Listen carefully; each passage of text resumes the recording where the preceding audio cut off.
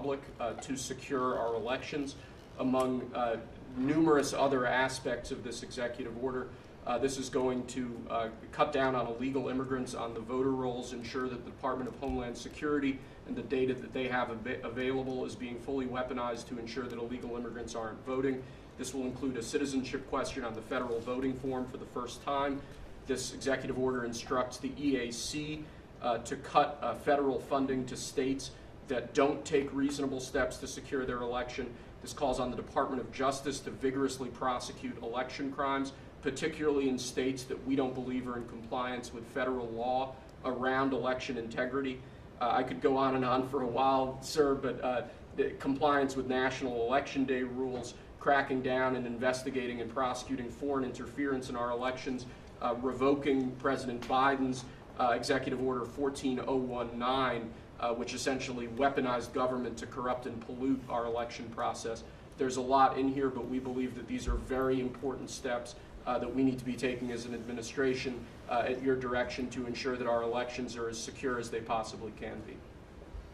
Okay, you all understand that? Yes. Election fraud, you've heard the term. We'll end it, hopefully. At least this will go a long way toward ending it. There are other steps that we will be taking in the coming weeks, and we think we'll be able to end up getting fair elections. Perhaps some people think I shouldn't be complaining because we won in a landslide, but we got to straighten out our election. This country is so sick because of the election, the fake elections and the bad elections, and we're going to straighten it out one way or the other.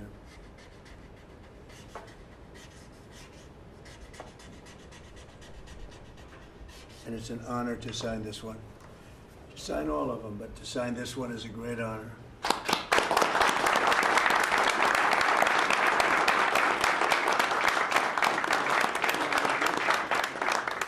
Thank you very much. Sorry, sir.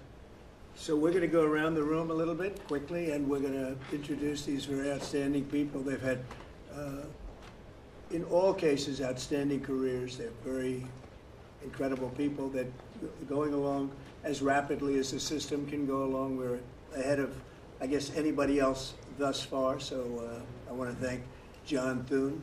He's done a very good job, and the whole Senate. We're being delayed as much as possible by Democrats, but that's standard. It gets to be just standard. But the process is moving along very quickly. So, Sergio, just say hello, and then we'll introduce everybody. Absolutely. Sergio Gorham, Director of Presidential Personnel. It's been an absolute pleasure getting to know every one of you every step this way. As the President said, we're at a record pace. We have more nominees today from the Senate than at any previous point, over 70. And that's a record in 2 months. And we're proud of that. And we're determined to ensure the world has America First patriots in all of our posts. Charlie? Charles Kushner. I'm going to France and Monaco, and I'm proud to serve under the greatest president of our country. Very proud to serve. Thank you, Charlie. James Blair, honored to work here in the White House as Deputy Chief of Staff. And Mr. President, I think that all of these successful people would want to go serve the United States under your leadership as a testament to your vision and leadership. Thank you, James. I'm David Perdue. I'm going to the People's Republic of China, and it's my honor to represent President Trump, people of America, and represent our interests and values in China. I'm Leah Campos. I'm going to represent the President in the Dominican Republic. Mr. President, thank you for the honor to serve you in the Dominican. Thank you. Thank you. Mike Waltz, National Security Advisor. Look forward to working with every one of you on behalf of the President, his leadership, and the American people. John Arrigo. I am going to the Republic of Portugal, and I'm very excited to do so and serve on what I consider one of my closest friends and one of the best presidents this country has ever had. Thank you. Kevin Cabrera, nominated to be Ambassador to Panama. It truly is an honor, President, to be part of your administration. Thank you. Tom Barrett, nominee to the Republic of Turkey. Delighted and honored to be with you, Mr. President, in that host country, which is one of the most ancient in civilization, is in search for your peace, prosperity, and security program. Good place. Mr. President. Good leader, too. Yeah, Mr. President, thank you. It's an honor. I'm Pete Hookster, you know that. Yep. But I am going to Canada. Ooh. I look forward to serving you in Canada and your agenda. And you do a great job. Thanks, Pete. Juan Johnson, sir. Thank you for the nomination to represent you and the United States to the United Mexican States. And I'm really encouraged by some of the conversations you've had with President Sheinbaum recently and to the increase in support that we've seen out of her government along our border on the important issues. So thank you, sir. They have stepped it up a lot, Yes. Mexico and Canada, so see how it works, right? Yes, sir. Thanks. Matt Whitaker from Des Moines, Iowa. I'm proud to, as soon as I'm confirmed, go represent you at the North Atlantic Treaty Organization. Great. Thank you, man. George Glass on my way to Japan. Previous administration, I served for you in Portugal. It is a great honor to be able to do this the second time. Thank you very for much. the opportunity. Thank you, George. President Trump, my name is Ken Howry. I'm your nominee to be ambassador to the Kingdom of Denmark, a very close partner and ally. I served for you last time, the Kingdom of Sweden. I want to thank you for the faith you've placed in me as your nominee to Denmark. Thank you. Thank you very much. President Trump, thank you for the honor of a lifetime. My name is Stacy Feinberg, and hopefully I'll have the honor of serving in Luxembourg. And I think this is the greatest presidency and the greatest time in history, and it's all because of you. Thank you very much. Nicole McGraw, nominated to serve in Croatia, and it's such an honor to be here with you today and to serve you and the American people. Thank you. Thank you very much. President Trump, thank you very much for your nomination to the Republic of Chile. And let me tell you, Border Patrol agents are so thankful for everything that you've done for them. But That it's man great. knows more about the border than anybody, I want to tell you. Thank you. President, it's a great honor. Thank you very Thanks. much. Good Good luck. afternoon, Mr. President. Brian Birch. If I'm confirmed, I will be representing you at the Holy See. And Catholics are very proud of your work. Your team is doing an excellent job, so thank you. Very honored to serve. Thank you very much. Mr. President, thank you again for the honor, the greatest privilege. My name is Summers Farkas. I will serve this great man at the Republic of Malta. Thank you, sir. Thank you, Mr. President. Joe Popolo from Dallas, Texas. Very proud to serve you at the Kingdom of the Netherlands, the very first country to recognize the United States 250 years ago. Thank you. Thank you. Mr. President, if I'm confirmed, I will be representing you in the state of Israel. It will be an extraordinary honor, and you've done more for Israel than any president in any time of its history, and we are grateful. And I'm hoping I'll get to be there by Passover. Thank you, Mike. And Mike is an outstanding guy. They all are. And Mike, I think he's going to do wonders for Israel. He actually probably gets along with both sides, and that'll be interesting to see. But the world is watching you, Mike, so good luck. Thank you, President. Good luck. You're going to do well. Thank you very much. Mr. President, thank you for this great honor to serve the Republic of Italy in San Marino. I'm so looking forward to going over there and working with that great ally, and for the pleasure to serve you. Your staff has been great working with us and have done a great job, and we really appreciate them. Thank you, sir, for pushing this along. And have a good time. A really good time. I'm Warren Stevens from Little Rock, Arkansas, and I have the honor to represent the President and the United States in Great Britain and Northern Ireland, and to be chosen to go to such an important ally of ours is, I know, sir, and I'm looking forward to it, but thank you for the honor. You're going to do fantastically. These are tremendously successful people, and you two guys, and then you add on Mike. I think they have a little more money than Mike, but he's got some other advantages. He's got some other, like upstairs, he's got some big advantages. Yeah, he does. It's very exciting. It's really exciting to have all of you. Would you have any questions, media, for the people that you just saw? So outstanding, and I thought it would be nice to bring them before you. And so if you have any questions, please. I wanted to ask you about the talks in Saudi Arabia. It sounds like you made some progress on a Black Sea ceasefire. Yeah. Could you update us on that? What happens now? So we've made a lot of progress on two fronts, on both sections that we call them sections, but they're much more than that. Russia, Ukraine, and also the Middle East, and we'll see what happens. We're in deep discussions with Russia and Ukraine, and I would say it's going well, but it's a situation we should have never had to even think about, should have never happened. And on the Middle East, that's been going on for a lot of years, centuries and centuries. It just keeps going. And we are making a lot of progress, so that's all I can report. But some very, very big talks are going and detailed talks are going on right now on both fronts. Mr. President, you said that your national security advisor learned a lesson after a reporter... Wait a minute, excuse me, I didn't pick you. Go ahead, please. Mr. President, the ceasefire agreement that was broken today allows for third-party countries to help implement the agreement. What does that look like and who's going to be involved? The ceasefire agreement? Yes, the maritime ceasefire agreement between Russia and Ukraine. Well, they're going to get together. Look, it's they agreed to something and it got broken. There's tremendous animosity. There's a lot of hatred, as you can probably tell. And it allows for people to get together, mediate it, arbitrate it, and see if we can get it stopped. And I think it will. That'll get stopped. What countries are you looking to work with, sir, to help implement and monitor that ceasefire? We have other countries involved, and they're involved very strongly in the process. And that'll be resolved. That's actually, as bad as it is, that's the least of the problems. So we'll get that resolved. And we are being aided by other countries too. Yes, please, please, Brian. Tomorrow, the subcommittee on DOGE is going to review funding for NPR and PBS. Now, every Republican president has always promised to take away this money that's going to these two public news outlets. If they're successful, I know Senator Kennedy has backed it, Marjorie Taylor Greene in Congress has backed it. Would you be interested in defunding and taking away taxpayer dollars to NPR and PBS? Well, I would love to do that. I think it's very unfair. It's been very biased, the whole group. I mean, a whole group of them. And frankly, there's plenty look at all the media you have right now. There's plenty of coverage. I was from a different age, and they spend more money than any other network of its type ever conceived.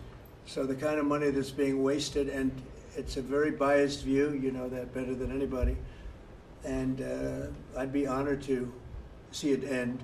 We're well covered. Look at all the people that we have here today. We're well covered, and we don't need it, and it's a waste of money, especially. I don't even know what DOJ's recommendation is. I assume their recommendation is to close them up. Well, after they hear all the testimony, I think they're going to make a decision relatively sooner than later. Yeah. But we'll see what that turns out. I can't imagine that they wouldn't, because they have found so much waste, fraud, and abuse, hundreds of billions of dollars, and just waste, fraud, abuse. You heard yesterday some of the new things that were found. 22 billion just in environment, billion. You know, if you had 22 million, Warren, it would be nice, but 22 billion put into environmental accounts. One was 2 billion into one account, Stacey Abrams, where they had $100 in the account. And just before I came in, they put $2 billion. And you guys are looking, so you mean 2 million or maybe 200,000? No, $2 billion were put in the account. What do you think of that, Mike? Do you think that's a straight deal? 2 billion? Just write me the check, Mr. President. I'll take me to Israel. It's it's a horrible thing, and we have so many of those things. So they've done an incredible job, and the country wants to hear it. I think DOGE is actually very popular because of what's happening. They're hearing about all of these scams and for big money, tremendous amount. And when you add it up, just hundreds of billions of dollars being wasted, and much of it's fraud. You know, we talk about waste. And it is waste and abuse, but a lot of it's fraud Can I too. follow up on something? Yeah, go ahead, Brian. I just want to follow up on that. If Planned Parenthood is defunded, would you look into the harvesting of baby organs that they've done throughout the years and maybe go after some criminal prosecution on that? Well, I think you're talking about a subject that is a heated subject, and we'll look into it. We're going to look into everything, but that's certainly a subject that's been debated for a long time, and we will look into it, yeah. Mr. President, Some senators have expressed hope that the White House will support a rescission package to codify some of the DOGE cuts into law. Where does the White House stand on that? And are you making progress? Which package? A rescission package to codify some of the DOGE cuts into law. You know what? It would be great. I think we're going to do that. I think they're going to do it. I think we're also going to be codifying a lot of the executive orders that we've done, which have been very popular. And we're looking at one, I will tell you right now, that I think perhaps will be controversial, but not with the people, and that's sanctuary cities. We're going to end sanctuary cities for some of these jurisdictions that aren't cooperating with law enforcement. They're guarding criminals. They're taking the rights away from the citizens of their state and their city. And we're going to be ending sanctuary cities if we find it necessary to do in certain major areas. And we may just end the entire thing altogether because it's just a way of protecting criminals. And nobody else is benefited by that. And for some reason, Democrats want to keep and they want to shield criminals from being sent back to their countries or being sent to prison. And in the meantime, the crime rate has gone through the roof. Under Biden, it was through the roof. It's starting to come down, but we're taking a lot of people out of here. So we may be presenting you very shortly with a executive order ending sanctuary cities. Mr. President, are you going to change any of the practices that your national security officials used after a reporter was inadvertently added to a group chat about attacks on Yemen? Well, I think it's a question I've been asked now, and I've given a few answers, and they've all been the same. We have an amazing group. Our national security now is stronger than it's ever been. We have had a very, very successful, numerous attacks on that area. These are people that shoot down ships, not only our ships, ships all over the world. They're shooting down right out of the water and damaging them badly, or they're going down. They're also shooting anything that happens to be flying in the area. We hit them very, very hard. There was no classified information, as I understand it. They used a app, if you want to call it an app, that a lot of people use, a lot of people in government use, a lot of people in the media use. And I think I'll ask Mike. Mike is here. Do you want to respond to that, please? Yes, Mr. President. You asked about lessons. I think there's a lot of the lessons. There's a lot of journalists in this city who have made big names for themselves, making up lies about this president, whether it's the Russia hoax or making up lies about Gold Star families. And this one in particular, I've never met, don't know, never communicated with, and we are looking into and reviewing how the heck he got into this room. But I'll tell you what, the world owes President Trump a favor. Under Biden, global shipping was shut down. Pinprick attacks, months between them, our destroyers being fired upon dozens of times. President Trump took decisive action with his national security team, took out the head missileer, knocked out missiles, knocked out headquarters, knocked out communication sites. And for once, as we hear, as you all hear from every one of our allies, thank God for American leadership again. Thank God for American strength. You're welcome.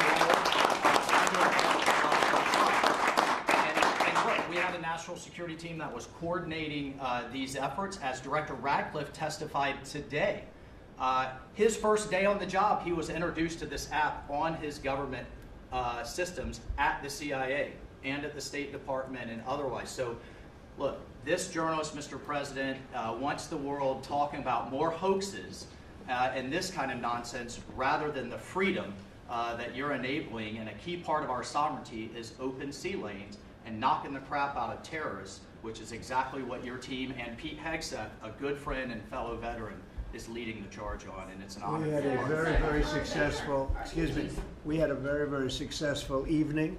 And we've had numerous successful evenings and days in that area. The Houthis are absolutely on the run. The worst of them has been killed. This should have been done a long time ago by Biden, but Biden was an incompetent president. He couldn't do anything. He didn't know where he was going. He had no clue. This guy had no clue. This should have been done a long time ago.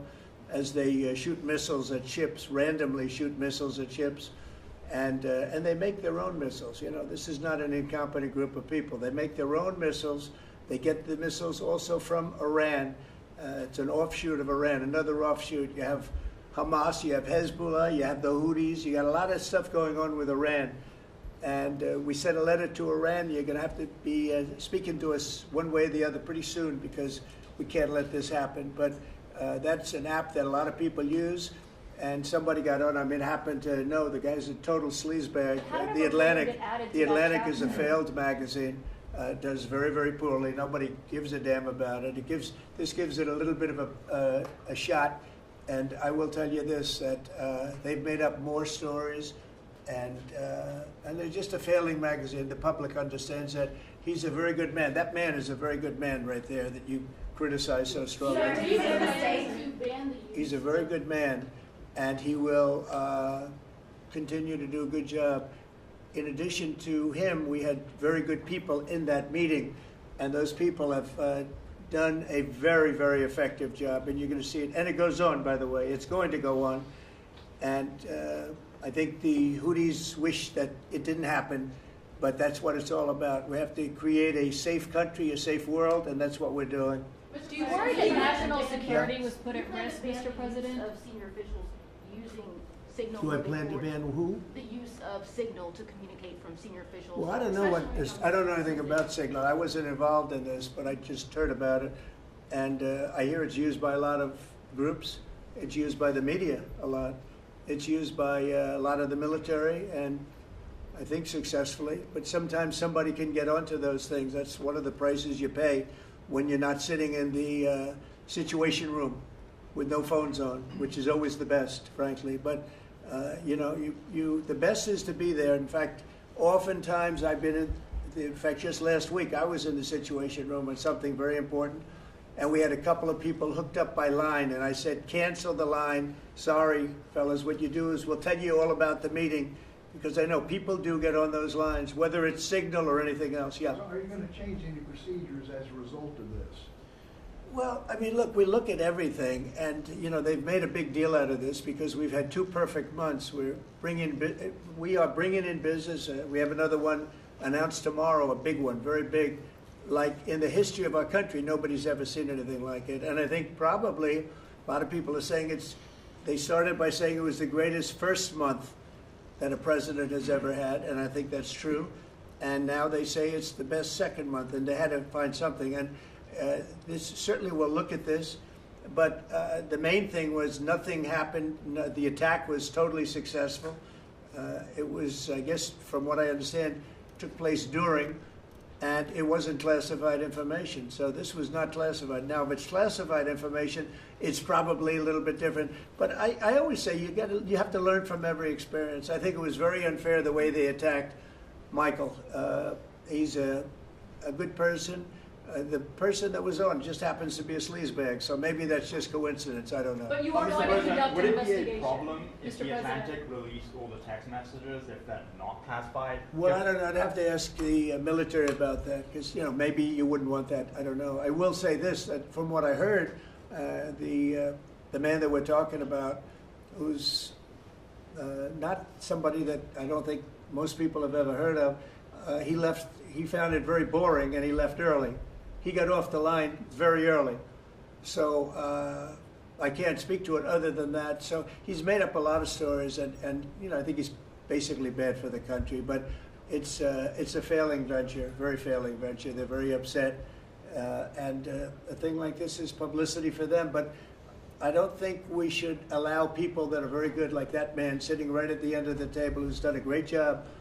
We shouldn't allow them to be hurt by it. Mr. President, can I follow up on that? Yeah, go ahead. Are you saying you're okay with the continued use of Signal by administration officials? No, that's not what I said. I said we'll look into it, but everybody else seems to be using it. It seems to be the #1 used device or app, whatever you want to call it, and we will certainly look. If it was up to me, everybody would be sitting in a room together. The room would have solid lead walls and a lead ceiling and a lead floor. But, you know, life doesn't always let you do that. In the meantime, the attack itself that we were talking about and discussing has been an unbelievable success.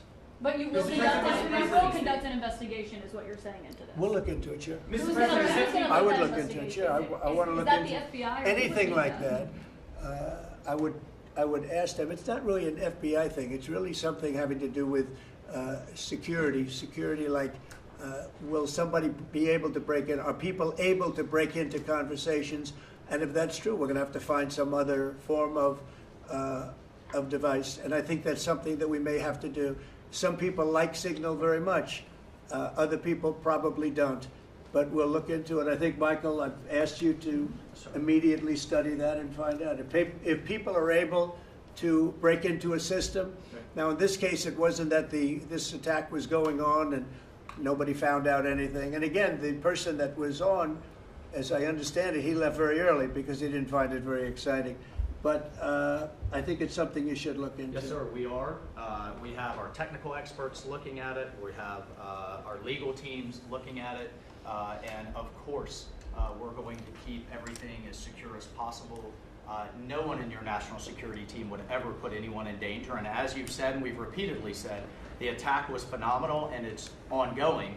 But the media wants to talk about everything else except for the hostages you're getting out of the Middle East, Iran on its back foot, sea lanes getting reopened, peace in Europe. As we just saw today with a Black Sea ceasefire, we were just on with Steve Witkoff, myself, our team in Saudi Arabia. They want to talk about all this other stuff except for your amazing successes and the successes of your team.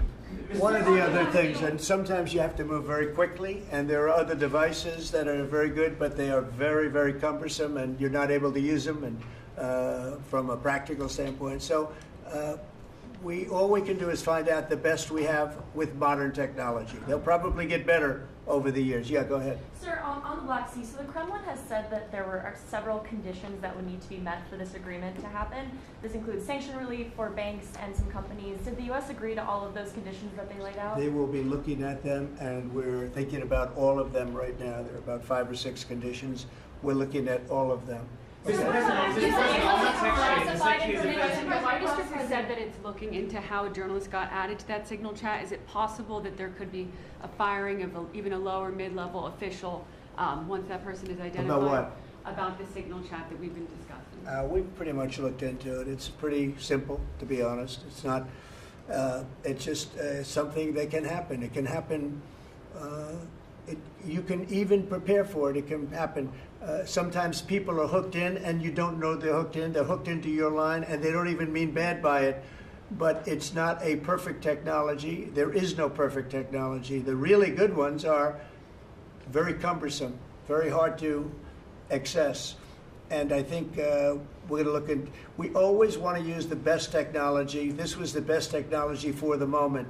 But again, it wasn't classified, so they probably viewed it as being something that wasn't that important. And it obviously, with the attack being, I mean, I don't know if it's been read out to you yet, but that attack was a tremendous success for the U.S., a tremendous success. Who said the information, Go ahead, was please. not classified?